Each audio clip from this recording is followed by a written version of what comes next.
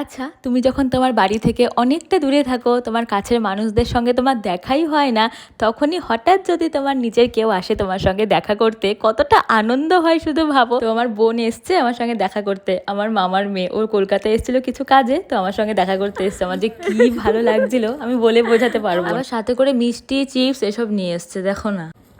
আমার টিকা দিয়ে আসছে একটা হলুদ কালার।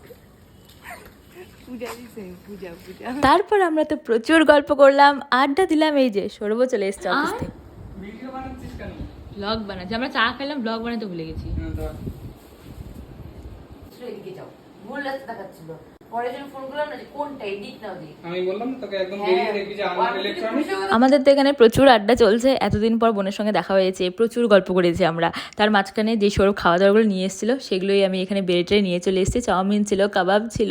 তা আমরা যেন চাটা খেয়েছি, গল্প করেছি, সেগুলো ভিডিও করতেই ভুলে গেছি। যাই হোক, এখানে বসেছি আমি ট্রলিটা গোছাতে আমার, কারণ কালকে আমরা যাচ্ছি আলিপুরদুয়ারে। তো আজকে আমি ট্রলিটা গুছিয়ে নিচ্ছি। আমার ট্রলি তো এখানে মোটামুটি গোছাগাছি কমপ্লিট হয়ে গেছে, কিন্তু ট্রলি গোছানোর পরে ঘরের যে হালাতটা হয়েছিল কি বলবো, সে সব কিছু ঠিকঠাক করে এখন আমরা বসেছি ডিনার করতে। খুব সুন্দর আমাদের আজকে সন্ধ্যাটা কাটলো।